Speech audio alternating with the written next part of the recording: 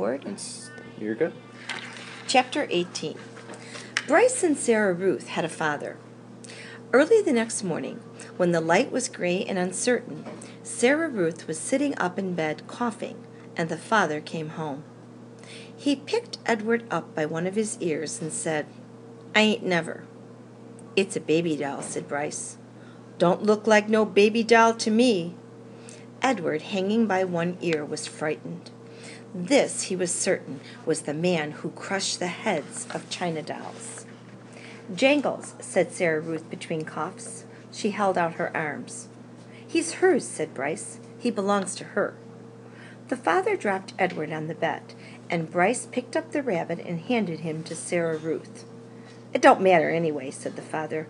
"It don't make no difference. None of it." "It does so matter," said Bryce. "Don't you sass me," said the father. He raised his hand and slapped Bryce across his mouth, and then he turned and left the house.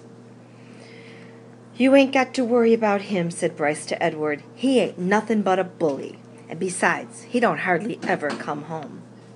Fortunately, the father did not come back that day. Bryce went out to work, and Sarah Ruth spent the day in bed, holding Edward in her lap and playing with the box filled with buttons. "Pretty," she said to Edward, as she lined up the buttons on the bed and arranged them into different patterns. Sometimes, when a coughing fit was particularly bad, she squeezed Edward so tight that he was afraid he would crack in two. Also, in between coughing fits, she took to sucking on one or the other of Edward's ears. Normally, Edward would have found intrusive, clingy behavior of this sort very annoying. But there was something about Sarah Ruth. He wanted to take care of her. He wanted to protect her. He wanted to do more for her. At the end of the day, Bryce returned with a biscuit for Sarah Ruth and a ball of twine for Edward. Sarah Ruth held the biscuit in both hands and took small, tentative bites. "You eat that all up, honey. Let me hold Jangles," said Bryce. "Him and me got a surprise for you." Bryce took Edward off in a corner of the room, and with his pocket knife he cut off lengths of twine and tied them to Edward's arms and feet, and then tied the twine to sticks of wood. "See, all day I've been thinking about it," Bryce said. "What we're going to do is make you dance. Sarah Ruth loves dancing. Mama used to hold on to her and dance her around the room." "You eatin' that biscuit?" Bryce called out to Sarah Ruth. "Uh-huh," said Sarah Ruth. "You hold on, honey. We got a surprise for you." Bryce stood up. "Close your eyes," he told her. He took Edward over to the bed and said, "Okay, you can open them now." Sarah Ruth opened her eyes. "Dance, Jangles," said Bryce. And then, moving the strings with the sticks with his one hand, Bryce made Edward dance and drop and sway. And the whole while, at the same time, with his other hand, he held on to the harmonica and played a bright and lively tune. Sarah Ruth laughed. She laughed until she started to cough.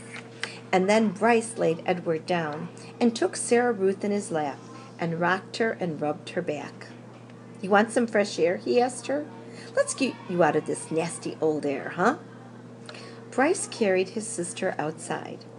He left Edward lying on the bed, and the rabbit, staring up at the smoke-stained ceiling, thought again about having wings.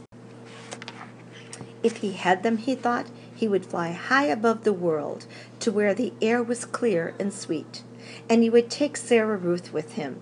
He would carry her in his arms. Surely, so high above the world, she would be able to breathe without coughing. After a minute, Bryce came back inside, still carrying Sarah Ruth. "She wants you too," he said. "Jangles," said Sarah Ruth. She held out her arms.